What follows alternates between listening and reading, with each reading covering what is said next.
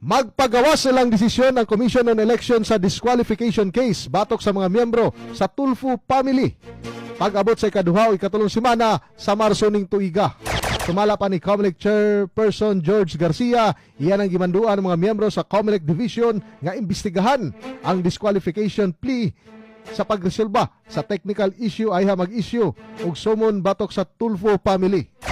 Dugang pa sa COMELEC nga pagtubagon ang mga nisgutan sulod sa 5 ka adlaw gikan na dawat ang maong sumon bago pa man desisyonan ang maong kaso. Ay nung duman nga gibutyag ni Virgilio Garcia nga ang mga respondent miyembro sa usa ka pamilya lamang kundin bawal kini ubos sa 1987 Constitution tungod sa pagbawal usab sa political dynasties.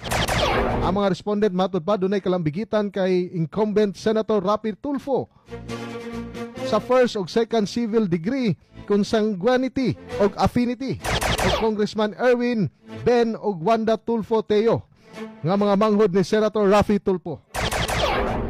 Nga mga igsuon ni Senator Rafi Tulfo.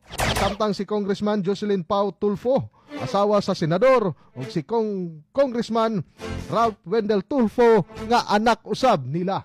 Kining bahina hatod kanato sa Power Cell Salabat, ginhawa ng bawat nangangarap.